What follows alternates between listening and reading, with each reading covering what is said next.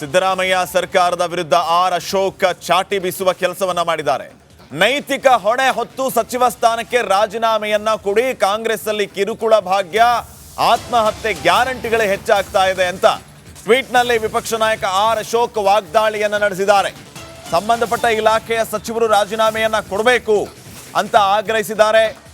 ವಿಪಕ್ಷ ನಾಯಕ ಆರ್ ಅಶೋಕ್ ಅವರು ಕಾಂಗ್ರೆಸ್ನಲ್ಲಿ ಕಿರುಕುಳ ಭಾಗ್ಯ, ಆತ್ಮಹತ್ಯೆ ಗ್ಯಾರಂಟಿಗಳೇ ಹೆಚ್ಚಾಗ್ತಾ ಇದೆ ಹೊರತಾಗಿ ನೀವು ಹೇಳಿದ ಯಾವುದು ಕೂಡ ಸಿಗ್ತಾ ಇಲ್ಲ.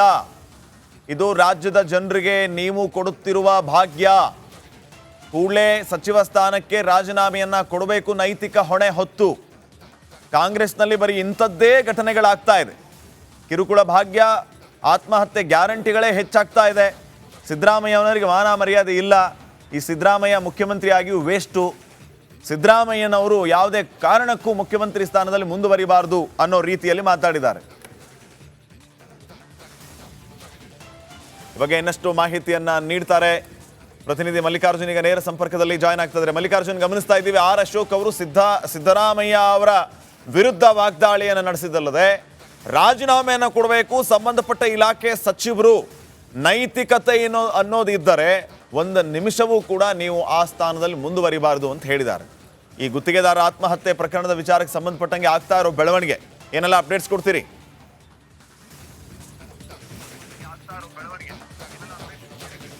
ಹೌದು ಶ್ರೀಪಾದ್, ನಿಜಕ್ಕೂ ಏನು ಈಗಾಗಲೇ ಯುವ ಗುತ್ತಿಗೆದಾರ ಆತ್ಮಹತ್ಯೆ ಶರಣಾಗಿದ್ದಾರೆ. ಈ ಒಂದು ಪ್ರಕರಣ ಇಡೀ ರಾಜ್ಯದಲ್ಲೇ ಎಲ್ಲೋ ಒಂದು ಕಡೆ ಸಾಕಷ್ಟು ಒಂದು ಸಂಚಲನ ಮೂಡಿಸಿದ ಅಂತ ಹೇಳ್ಬೋದು.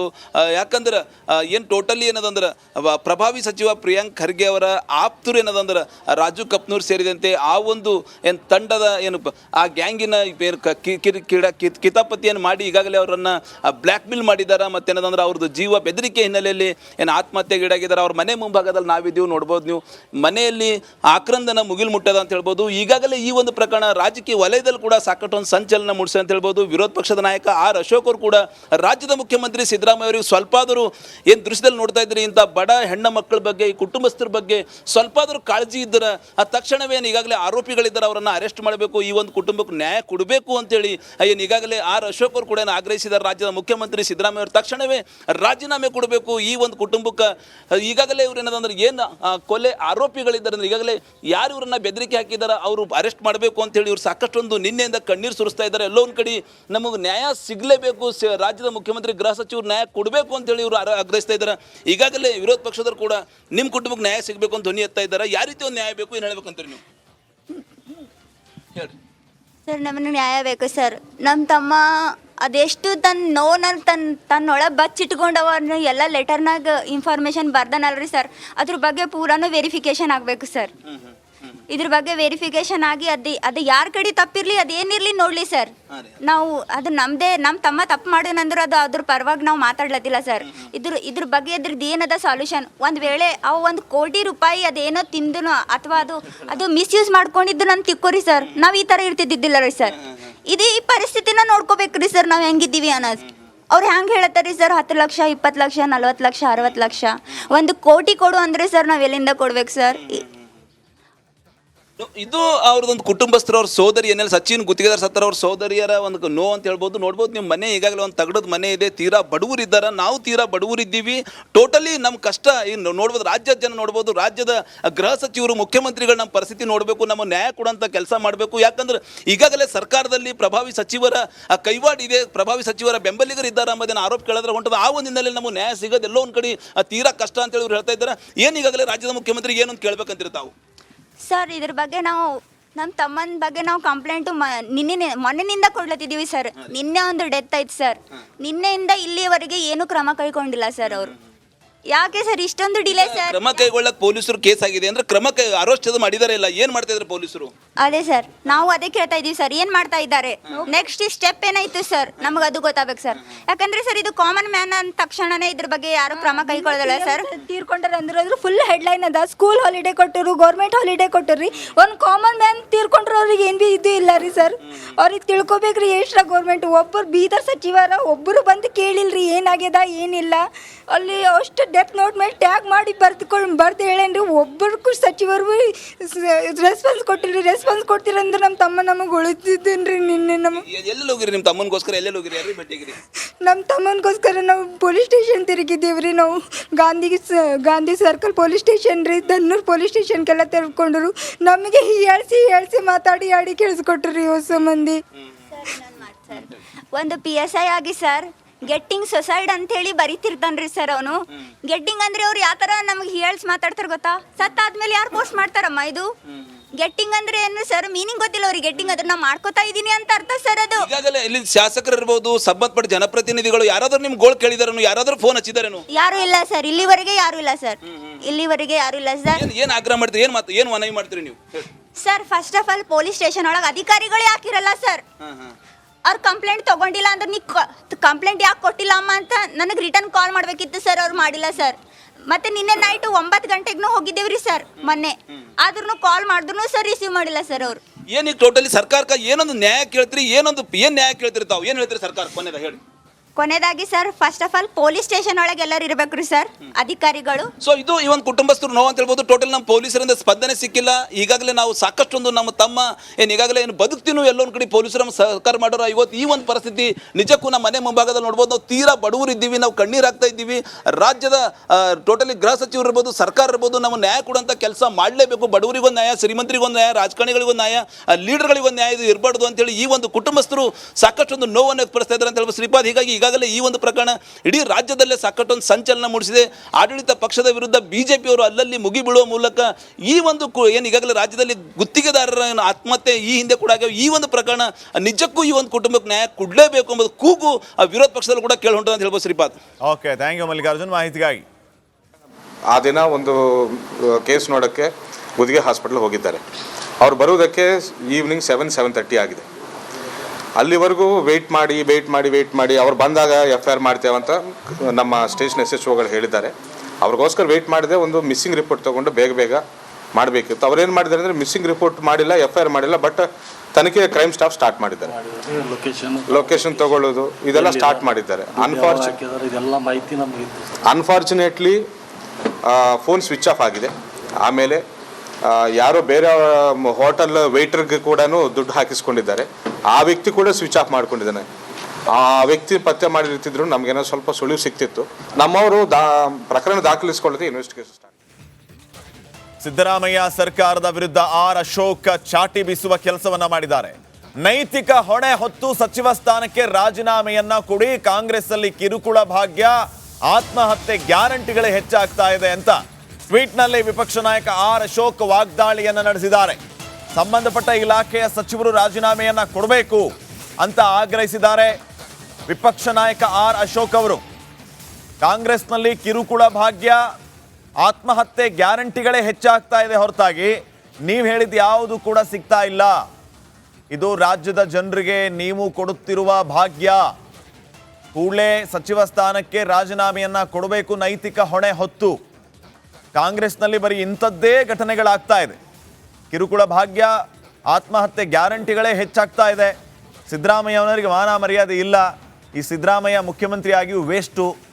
ಸಿದ್ದರಾಮಯ್ಯನವರು ಯಾವುದೇ ಕಾರಣಕ್ಕೂ ಮುಖ್ಯಮಂತ್ರಿ ಸ್ಥಾನದಲ್ಲಿ ಮುಂದುವರಿಬಾರದು ಅನ್ನೋ ರೀತಿಯಲ್ಲಿ ಮಾತಾಡಿದ್ದಾರೆ. ಈ ಬಗ್ಗೆ ಇನ್ನಷ್ಟು ಮಾಹಿತಿಯನ್ನ ನೀಡ್ತಾರೆ ಪ್ರತಿನಿಧಿ ಮಲ್ಲಿಕಾರ್ಜುನ್. ಈಗ ನೇರ ಸಂಪರ್ಕದಲ್ಲಿ ಜಾಯ್ನ್ ಆಗ್ತಿದ್ದಾರೆ. ಮಲ್ಲಿಕಾರ್ಜುನ್, ಗಮನಿಸ್ತಾ ಇದ್ದೀವಿ ಅಶೋಕ್ ಅವರು ಸಿದ್ದರಾಮಯ್ಯ ಅವರ ವಿರುದ್ಧ ವಾಗ್ದಾಳಿಯನ್ನು ನಡೆಸಿದಲ್ಲದೆ ರಾಜೀನಾಮೆಯನ್ನು ಕೊಡಬೇಕು, ಸಂಬಂಧಪಟ್ಟ ಇಲಾಖೆ ಸಚಿವರು ನೈತಿಕತೆ ಅನ್ನೋದು ಇದ್ದರೆ ಒಂದು ನಿಮಿಷವೂ ಕೂಡ ನೀವು ಆ ಸ್ಥಾನದಲ್ಲಿ ಮುಂದುವರಿಬಾರದು ಅಂತ ಹೇಳಿದ್ದಾರೆ. ಈ ಗುತ್ತಿಗೆದಾರ ಆತ್ಮಹತ್ಯೆ ಪ್ರಕರಣದ ವಿಚಾರಕ್ಕೆ ಸಂಬಂಧಪಟ್ಟಂಗೆ ಆಗ್ತಾ ಇರೋ ಬೆಳವಣಿಗೆ ಏನೆಲ್ಲ ಅಪ್ಡೇಟ್ಸ್ ಕೊಡ್ತೀರಿ?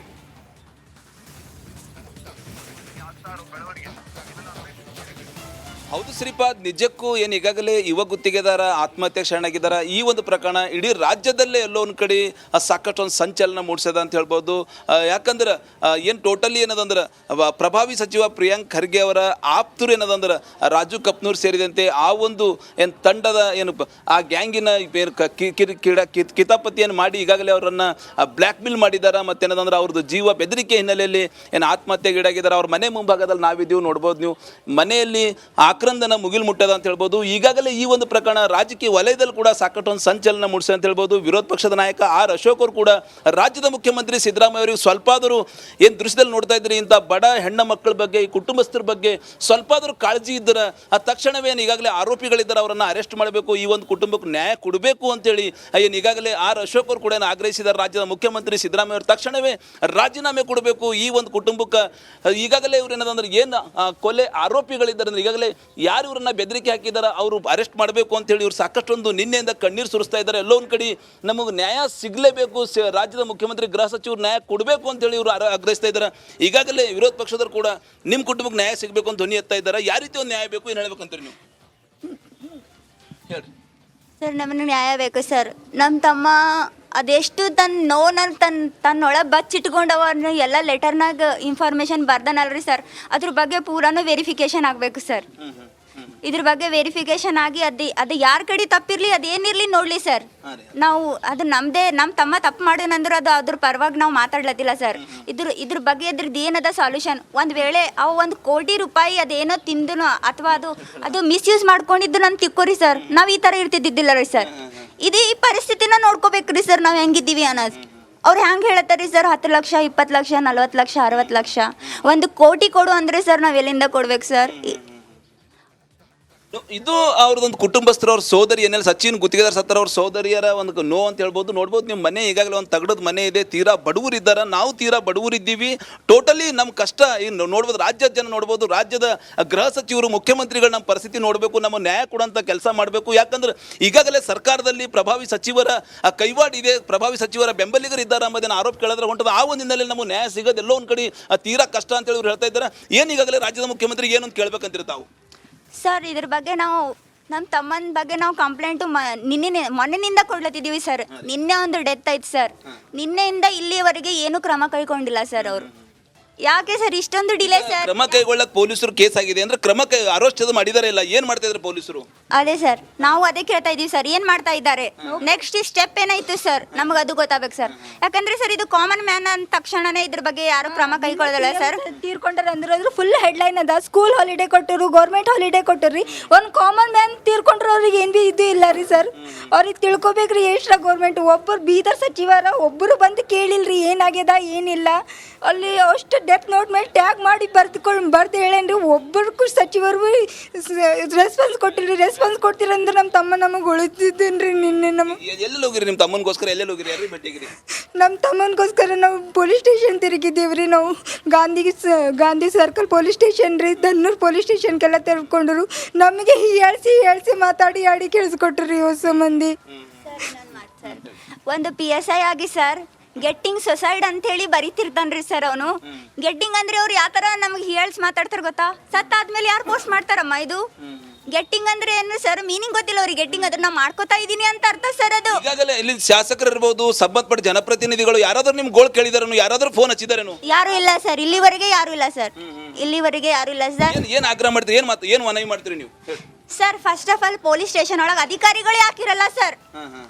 ಅವ್ರು ಕಂಪ್ಲೇಂಟ್ ತಗೊಂಡಿಲ್ಲ ಅಂದ್ರೆ ನೀ ಕಂಪ್ಲೇಂಟ್ ಯಾಕೆ ಕೊಟ್ಟಿಲ್ಲ ಅಮ್ಮ ಅಂತ ನನಗೆ ರಿಟರ್ನ್ ಕಾಲ್ ಮಾಡಬೇಕಿತ್ತು ಸರ್. ಅವ್ರು ಮಾಡಿಲ್ಲ ಸರ್.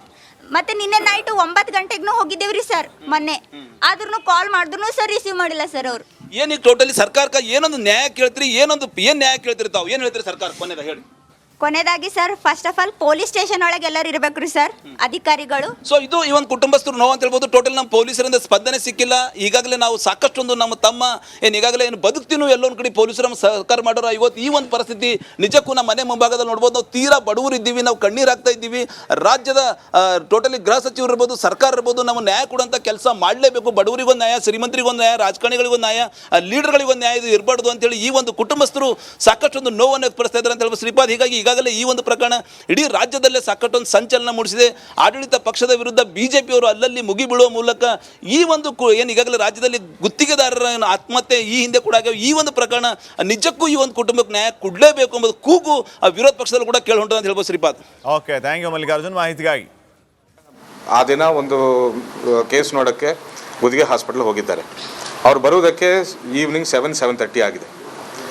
ಅಲ್ಲಿವರೆಗೂ ವೆಯ್ಟ್ ಮಾಡಿ ಅವ್ರು ಬಂದಾಗ FIR ಮಾಡ್ತೇವಂತ ನಮ್ಮ ಸ್ಟೇಷನ್ SHOಗಳು ಹೇಳಿದ್ದಾರೆ. ಅವ್ರಿಗೋಸ್ಕರ ವೆಯ್ಟ್ ಮಾಡಿದೆ. ಒಂದು ಮಿಸ್ಸಿಂಗ್ ರಿಪೋರ್ಟ್ ತೊಗೊಂಡು ಬೇಗ ಮಾಡಬೇಕಿತ್ತು. ಅವ್ರೇನು ಮಾಡಿದ್ದಾರೆ ಅಂದರೆ ಮಿಸ್ಸಿಂಗ್ ರಿಪೋರ್ಟ್ ಮಾಡಿಲ್ಲ, FIR ಮಾಡಿಲ್ಲ, ಬಟ್ ತನಿಖೆ ಕ್ರೈಮ್ ಸ್ಟಾಫ್ ಸ್ಟಾರ್ಟ್ ಮಾಡಿದ್ದಾರೆ. ಲೊಕೇಶನ್ ತಗೊಳ್ಳೋದು ಇದೆಲ್ಲ ಸ್ಟಾರ್ಟ್ ಮಾಡಿದ್ದಾರೆ. ಅನ್ಫಾರ್ಚುನೇಟ್ಲಿ ಫೋನ್ ಸ್ವಿಚ್ ಆಫ್ ಆಗಿದೆ. ಆಮೇಲೆ ಯಾರೋ ಬೇರೆ ಹೋಟೆಲ್ ವೇಟ್ರಿಗೆ ಕೂಡ ದುಡ್ಡು ಹಾಕಿಸ್ಕೊಂಡಿದ್ದಾರೆ. ಆ ವ್ಯಕ್ತಿ ಕೂಡ ಸ್ವಿಚ್ ಆಫ್ ಮಾಡ್ಕೊಂಡಿದ್ದಾನೆ. ಆ ವ್ಯಕ್ತಿ ಪತ್ತೆ ಮಾಡಿರ್ತಿದ್ರು ನಮಗೇನೋ ಸ್ವಲ್ಪ ಸುಳಿವು ಸಿಕ್ತಿತ್ತು. ನಮ್ಮವರು ಪ್ರಕರಣ ದಾಖಲಿಸಿಕೊಳ್ಳದೆ ಇನ್ವೆಸ್ಟಿಗೇಷನ್ ಸ್ಟಾರ್ಟ್. ಸಿದ್ದರಾಮಯ್ಯ ಸರ್ಕಾರದ ವಿರುದ್ಧ ಅಶೋಕ್ ಚಾಟಿ ಬೀಸುವ ಕೆಲಸವನ್ನ ಮಾಡಿದ್ದಾರೆ. ನೈತಿಕ ಹೊಣೆ ಹೊತ್ತು ಸಚಿವ ಸ್ಥಾನಕ್ಕೆ ರಾಜೀನಾಮೆಯನ್ನ ಕೊಡಿ, ಕಾಂಗ್ರೆಸ್ ಅಲ್ಲಿ ಕಿರುಕುಳ ಭಾಗ್ಯ, ಆತ್ಮಹತ್ಯೆ ಗ್ಯಾರಂಟಿಗಳೇ ಹೆಚ್ಚಾಗ್ತಾ ಇದೆ ಅಂತ ಟ್ವೀಟ್ನಲ್ಲಿ ವಿಪಕ್ಷ ನಾಯಕ ಅಶೋಕ್ ವಾಗ್ದಾಳಿಯನ್ನ ನಡೆಸಿದ್ದಾರೆ. ಸಂಬಂಧಪಟ್ಟ ಇಲಾಖೆಯ ಸಚಿವರು ರಾಜೀನಾಮೆಯನ್ನ ಕೊಡಬೇಕು ಅಂತ ಆಗ್ರಹಿಸಿದ್ದಾರೆ. ವಿಪಕ್ಷ ನಾಯಕ ಅಶೋಕ್ ಅವರು ಕಾಂಗ್ರೆಸ್ನಲ್ಲಿ ಕಿರುಕುಳ ಭಾಗ್ಯ, ಆತ್ಮಹತ್ಯೆ ಗ್ಯಾರಂಟಿಗಳೇ ಹೆಚ್ಚಾಗ್ತಾ ಇದೆ ಹೊರತಾಗಿ ನೀವು ಹೇಳಿದ ಯಾವುದು ಕೂಡ ಸಿಗ್ತಾ ಇಲ್ಲ. ಇದು ರಾಜ್ಯದ ಜನರಿಗೆ ನೀವು ಕೊಡುತ್ತಿರುವ ಭಾಗ್ಯ. ಕೂಡಲೇ ಸಚಿವ ಸ್ಥಾನಕ್ಕೆ ರಾಜೀನಾಮೆಯನ್ನ ಕೊಡಬೇಕು, ನೈತಿಕ ಹೊಣೆ ಹೊತ್ತು. ಕಾಂಗ್ರೆಸ್ನಲ್ಲಿ ಬರೀ ಇಂಥದ್ದೇ ಘಟನೆಗಳಾಗ್ತಾ ಇದೆ. ಕಿರುಕುಳ ಭಾಗ್ಯ, ಆತ್ಮಹತ್ಯೆ ಗ್ಯಾರಂಟಿಗಳೇ ಹೆಚ್ಚಾಗ್ತಾ ಇದೆ. ಸಿದ್ದರಾಮಯ್ಯನವರಿಗೆ ಮಾನ ಮರ್ಯಾದೆ ಇಲ್ಲ. ಈ ಸಿದ್ದರಾಮಯ್ಯ ಮುಖ್ಯಮಂತ್ರಿ ಆಗಿಯೂ ವೇಸ್ಟು. ಸಿದ್ದರಾಮಯ್ಯನವರು ಯಾವುದೇ ಕಾರಣಕ್ಕೂ ಮುಖ್ಯಮಂತ್ರಿ ಸ್ಥಾನದಲ್ಲಿ ಮುಂದುವರಿಬಾರದು ಅನ್ನೋ ರೀತಿಯಲ್ಲಿ ಮಾತಾಡಿದ್ದಾರೆ.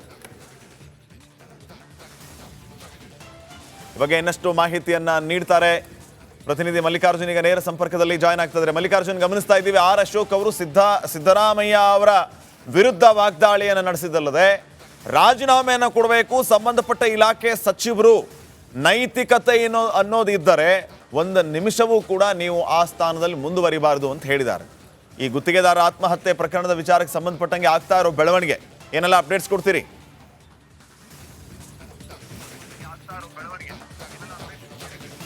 ಹೌದು ಶ್ರೀಪಾದ್, ನಿಜಕ್ಕೂ ಏನು ಈಗಾಗಲೇ ಯುವ ಗುತ್ತಿಗೆದಾರ ಆತ್ಮಹತ್ಯೆ ಶರಣಾಗಿದ್ದಾರೆ. ಈ ಒಂದು ಪ್ರಕರಣ ಇಡೀ ರಾಜ್ಯದಲ್ಲೇ ಎಲ್ಲೋ ಒಂದು ಕಡೆ ಸಾಕಷ್ಟು ಒಂದು ಸಂಚಲನ ಮೂಡಿಸಿದೆ ಅಂತ ಹೇಳ್ಬೋದು. ಯಾಕಂದ್ರೆ ಏನು ಟೋಟಲಿ ಏನದಂದ್ರೆ ಪ್ರಭಾವಿ ಸಚಿವ ಪ್ರಿಯಾಂಕ್ ಖರ್ಗೆ ಅವರ ಆಪ್ತರು ಏನದಂದ್ರೆ ರಾಜು ಕಪ್ನೂರ್ ಸೇರಿದಂತೆ ಆ ಒಂದು ಏನು ತಂಡದ ಏನು ಆ ಗ್ಯಾಂಗಿನ ಕಿತಾಪತಿಯನ್ನು ಮಾಡಿ ಈಗಾಗಲೇ ಅವರನ್ನು ಬ್ಲ್ಯಾಕ್ ಮೇಲ್ ಮಾಡಿದ್ದಾರೆ. ಮತ್ತೇನದಂದ್ರೆ ಅವ್ರದ್ದು ಜೀವ ಬೆದರಿಕೆ ಹಿನ್ನೆಲೆಯಲ್ಲಿ ಏನು ಆತ್ಮಹತ್ಯೆಗೀಡಾಗಿದ್ದಾರೆ. ಅವ್ರ ಮನೆ ಮುಂಭಾಗದಲ್ಲಿ ನಾವಿದ್ದೀವಿ, ನೋಡ್ಬೋದು ನೀವು.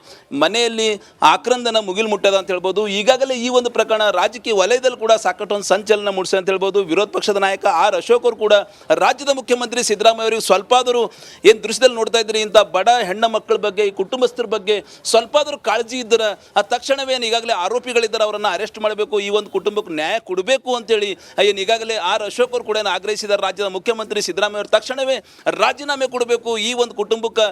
ಈಗಾಗಲೇ ಇವ್ರು ಏನದಂದ್ರೆ ಏನು ಕೊಲೆ ಆರೋಪಿಗಳಿದ್ದಾರೆ ಅಂದ್ರೆ ಈಗಾಗಲೇ ಯಾರು ಇವ್ರನ್ನ ಬೆದರಿಕೆ ಹಾಕಿದಾರ ಅವರು ಅರೆಸ್ಟ್ ಮಾಡಬೇಕು ಅಂತೇಳಿ ಇವ್ರು ಸಾಕಷ್ಟೊಂದು ನಿನ್ನೆಯಿಂದ ಕಣ್ಣೀರು ಸುರಿಸ್ತಾ ಇದ್ದಾರೆ. ಎಲ್ಲೋ ಒಂದು ಕಡೆ ನಮಗೆ ನ್ಯಾಯ ಸಿಗಲೇಬೇಕು, ರಾಜ್ಯದ ಮುಖ್ಯಮಂತ್ರಿ ಗೃಹ ಸಚಿವರು ನ್ಯಾಯ ಕೊಡಬೇಕು ಅಂತೇಳಿ ಇವರು ಆಗ್ರಹಿಸ್ತಾ ಇದ್ದಾರೆ.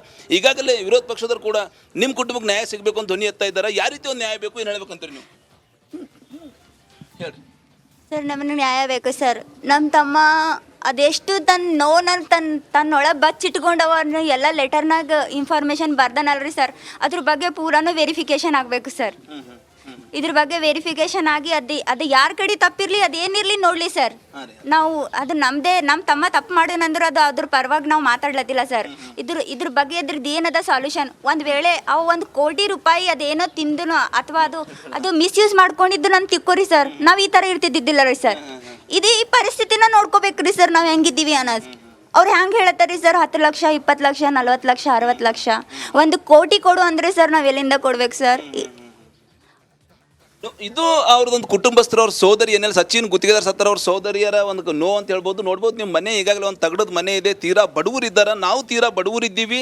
ಟೋಟಲಿ ನಮ್ಮ ಕಷ್ಟ ಇನ್ನು ನೋಡ್ಬೋದು. ರಾಜ್ಯದ ಜನ ನೋಡ್ಬೋದು, ರಾಜ್ಯದ ಗೃಹ ಸಚಿವರು ಮುಖ್ಯಮಂತ್ರಿಗಳು ನಮ್ಮ ಪರಿಸ್ಥಿತಿ ನೋಡಬೇಕು, ನಮ್ಮ ನ್ಯಾಯ ಕೊಡೋಂಥ ಕೆಲಸ ಮಾಡಬೇಕು. ಯಾಕಂದ್ರೆ ಈಗಾಗಲೇ ಸರ್ಕಾರದಲ್ಲಿ ಪ್ರಭಾವಿ ಸಚಿವರ ಕೈವಾಡ ಇದೆ, ಪ್ರಭಾವಿ ಸಚಿವರ ಬೆಂಬಲಿಗರು ಇದ್ದಾರೆ ಎಂಬುದನ್ನು ಆರೋಪ ಕೇಳಿದ್ರೆ ಹೊಂಟದ. ಆ ಒಂದು ಹಿನ್ನೆಲೆಯಲ್ಲಿ ನಮಗೆ ನ್ಯಾಯ ಸಿಗೋದು ಎಲ್ಲೋ ಒಂದು ಕಡೆ ತೀರಾ ಕಷ್ಟ ಅಂತೇಳಿ ಇವ್ರು ಹೇಳ್ತಾ ಇದ್ದಾರೆ. ಏನು ಈಗಾಗಲೇ ರಾಜ್ಯದ ಮುಖ್ಯಮಂತ್ರಿಗೆ ಏನು ಅಂತ ಕೇಳ್ಬೇಕಂತೀರಿ ತಾವು? ಸರ್, ಇದ್ರ ಬಗ್ಗೆ ನಾವು ನಮ್ಮ ತಮ್ಮನ ಬಗ್ಗೆ ನಾವು ಕಂಪ್ಲೇಂಟು ಮೊನ್ನೆನಿಂದ ಕೊಡ್ಲತ್ತಿದ್ದೀವಿ ಸರ್. ನಿನ್ನೆ ಒಂದು ಡೆತ್ ಆಯ್ತು ಸರ್. ನಿನ್ನೆಯಿಂದ ಇಲ್ಲಿವರೆಗೆ ಏನೂ ಕ್ರಮ ಕೈಗೊಂಡಿಲ್ಲ ಸರ್ ಅವರು. ಯಾಕೆ ಸರ್ ಇಷ್ಟೊಂದು ಡಿಲೇ ಸರ್? ಕ್ರಮ ಕೈಗೊಳ್ಳಕ್ ಪೊಲೀಸರು ಕೇಸ್ ಆಗಿದೆ ಅಂದ್ರೆ ಕ್ರಮ ಅರೆಸ್ಟ್ ಮಾಡಿದಾರೆ ಇಲ್ಲ, ಏನ್ ಮಾಡ್ತಾ ಇದ್ದಾರೆ ಪೊಲೀಸರು? ಅದೇ ಸರ್, ನಾವು ಅದೇ ಕೇಳ್ತಾ ಇದೀವಿ ಸರ್, ಏನ್ ಮಾಡ್ತಾ ಇದ್ದಾರೆ, ನೆಕ್ಸ್ಟ್ ಸ್ಟೆಪ್ ಏನಾಯ್ತು ಸರ್, ನಮಗೆ ಅದು ಗೊತ್ತಾಗಬೇಕು ಸರ್. ಯಾಕಂದ್ರೆ ಸರ್ ಇದು ಕಾಮನ್ ಮ್ಯಾನ್ ಅಂದ ತಕ್ಷಣನೇ ಇದ್ರ ಬಗ್ಗೆ ಯಾರು ಕ್ರಮ ಕೈಗೊಳ್ಳೋದಿಲ್ಲ ಸರ್. ತೀರ್ಕೊಂಡಾರ ಅಂದ್ರೆ ಫುಲ್ ಹೆಡ್ಲೈನ್ ಅದ, ಸ್ಕೂಲ್ ಹಾಲಿಡೇ ಕೊಟ್ಟರು, ಗೌರ್ಮೆಂಟ್ ಹಾಲಿಡೇ ಕೊಟ್ಟರಿ, ಒಂದು ಕಾಮನ್ ಮ್ಯಾನ್ ತೀರ್ಕೊಂಡ್ರೆ ಅವ್ರಿಗೆ ಏನು ಭೀ ಇದು ಇಲ್ಲ ರೀ ಸರ್. ಅವ್ರಿಗೆ ತಿಳ್ಕೊಬೇಕ್ರಿ ಎಷ್ಟ್ರ ಗೌರ್ಮೆಂಟ್. ಒಬ್ಬರು ಬೀದರ್ ಸಚಿವರ ಒಬ್ಬರು ಬಂದು ಕೇಳಿಲ್ರಿ ಏನಾಗ್ಯದ ಏನಿಲ್ಲ. ಅಲ್ಲಿ ಅಷ್ಟು ಡೆತ್ ನೋಟ್ ಮೇಲೆ ಟ್ಯಾಗ್ ಮಾಡಿ ಬರ್ದು ಹೇಳೇನ್ರಿ. ಒಬ್ಬರಿಗೂ ಸಚಿವರು ರೆಸ್ಪಾನ್ಸ್ ಕೊಟ್ಟಿಲ್ರಿ. ರೆಸ್ಪಾನ್ಸ್ ಕೊಡ್ತೀರಂದ್ರೆ ನಮ್ಮ ತಮ್ಮ ನಮಗೆ ಉಳಿತಿದ್ದೇನ್ರಿ. ನಿನ್ನೆ ಎಲ್ಲೆಲ್ಲಿ ಹೋಗಿರಿ ನಿಮ್ಮ ತಮ್ಮನಿಗೋಸ್ಕರ? ಎಲ್ಲೆಲ್ಲಿ ಹೋಗಿರಿ? ಯಾರು ಭೇಟಿಗಿರಿ? ನಮ್ಮ ತಮ್ಮನಿಗೋಸ್ಕರ ನಾವು ಪೊಲೀಸ್ ಸ್ಟೇಷನ್ ತಿರುಗಿದ್ದೀವ್ರಿ. ನಾವು ಗಾಂಧಿ ಸರ್ಕಲ್ ಪೊಲೀಸ್ ಸ್ಟೇಷನ್ ರೀ, ದನ್ನೂರು ಪೊಲೀಸ್ ಸ್ಟೇಷನ್ಗೆಲ್ಲ ತಿಳ್ಕೊಂಡ್ರು. ನಮಗೆ ಹೇಳ್ಸಿ ಮಾತಾಡಿ ಕೇಳಿಸ್ಕೊಟ್ರಿ ಹೊಸ ಮಂದಿ. ಒಂದು PSI ಆಗಿ ಸರ್ ಗೆಟ್ಟಿಂಗ್ ಸೊಸೈಡ್ ಅಂತ ಹೇಳಿ ಬರೀತಿರ್ತಾನ್ರಿ ಸರ್ ಅವನು. ಗೆಟ್ಟಿಂಗ್ ಅಂದ್ರೆ ಅವ್ರು ಯಾವ ತರ ನಮ್ಗೆ ಹೇಳ್ಸ್ ಮಾತಾಡ್ತಾರ ಗೊತ್ತಾ? ಸತ್ತಾದ್ಮೇಲೆ ಯಾರು ಪೋಸ್ಟ್ ಮಾಡ್ತಾರಮ್ಮ ಇದು? ಗೆಟ್ಟಿಂಗ್ ಅಂದ್ರೆ ಏನು ಸರ್? ಮೀನಿಂಗ್ ಗೊತ್ತಿಲ್ಲ ಅವ್ರಿಗೆ. ಗೆಟ್ಟಿಂಗ್ ಅದ್ರ ನಾ ಮಾಡ್ಕೋತಾ ಇದೀನಿ ಅಂತ ಅರ್ಥ ಸರ್ ಅದು. ಈಗಾಗಲೇ ಇಲ್ಲಿ ಶಾಸಕರು ಇರ್ಬೋದು, ಸಂಬಂಧಪಟ್ಟ ಜನಪ್ರತಿನಿಧಿಗಳು ಯಾರಾದ್ರೂ ನಿಮ್ ಗೋಳ್ ಕೇಳಿದಾರೇನು? ಯಾರಾದ್ರೂ ಫೋನ್ ಹಚ್ಚಿದಾರೇನು? ಯಾರು ಇಲ್ಲ ಸರ್, ಇಲ್ಲಿವರೆಗೆ ಯಾರು ಇಲ್ಲ ಸರ್. ಇಲ್ಲಿವರೆಗೆ ಯಾರು ಇಲ್ಲ ಸರ್. ಏನ್ ಆಗ್ರಹ ಮಾಡ್ತೀರಿ? ಏನ್ ಮನವಿ ಮಾಡ್ತೀರಿ ನೀವು sir? First of all police station ಒಳಗೆ ಅಧಿಕಾರಿಗಳೇ ಹಾಕಿರಲ್ಲ ಸರ್. ಅವ್ರು ಕಂಪ್ಲೇಂಟ್ ತಗೊಂಡಿಲ್ಲ ಅಂದ್ರೆ ನೀ ಕಂಪ್ಲೇಂಟ್ ಯಾಕೆ ಕೊಟ್ಟಿಲ್ಲ ಅಮ್ಮ ಅಂತ ನನಗೆ ರಿಟರ್ನ್ ಕಾಲ್ ಮಾಡಬೇಕಿತ್ತು ಸರ್. ಅವ್ರು ಮಾಡಿಲ್ಲ ಸರ್. ಮತ್ತೆ ನಿನ್ನೆ ನೈಟ್ 9 ಗಂಟೆಗೂ ಹೋಗಿದ್ದೇವ್ರಿ ಸರ್ ಮೊನ್ನೆ.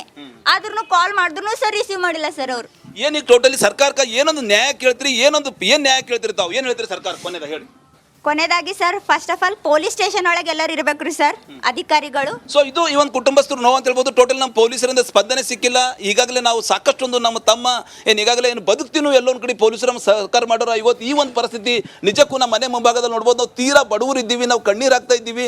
ರಾಜ್ಯದ ಟೋಟಲಿ ಗೃಹ ಸಚಿವರು ಇರ್ಬೋದು, ಸರ್ಕಾರ ಇರ್ಬೋದು, ನಮ್ಮ ನ್ಯಾಯ ಕೊಡುವಂಥ ಕೆಲಸ ಮಾಡಲೇಬೇಕು. ಬಡವರಿಗೊಂದು ನ್ಯಾಯ, ಶ್ರೀಮಂತರಿಗೊಂದು ನ್ಯಾಯ, ರಾಜಕಾರಣಿಗಳಿಗೊಂದು ನ್ಯಾಯ, ಲೀಡರ್ಗಳಿಗೊಂದು ನ್ಯಾಯ ಇದು ಇರಬಾರ್ದು ಅಂತೇಳಿ ಈ ಒಂದು ಕುಟುಂಬಸ್ಥರು ಸಾಕಷ್ಟೊಂದು ನೋವನ್ನು ವ್ಯಕ್ತಪಡಿಸ್ತಾ ಇದ್ದಾರೆ ಅಂತ ಹೇಳ್ಬೋದು ಶ್ರೀಪಾದ್. ಹೀಗಾಗಿ ಈಗಾಗಲೇ ಈ ಒಂದು ಪ್ರಕರಣ ಇಡೀ ರಾಜ್ಯದಲ್ಲೇ ಸಾಕಷ್ಟೊಂದು ಸಂಚಲನ ಮೂಡಿಸಿದೆ.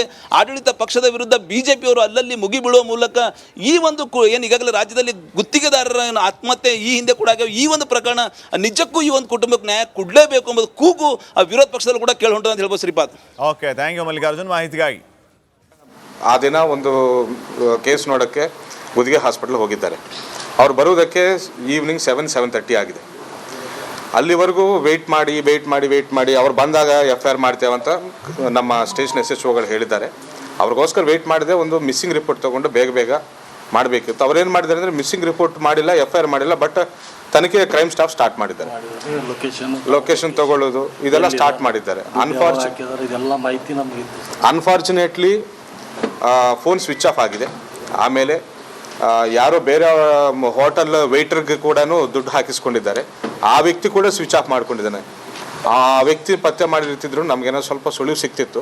ನಮ್ಮವರು ಪ್ರಕರಣ ದಾಖಲಿಸ್ಕೊಳ್ಳೋದು ಇನ್ವೆಸ್ಟಿಗೇಷನ್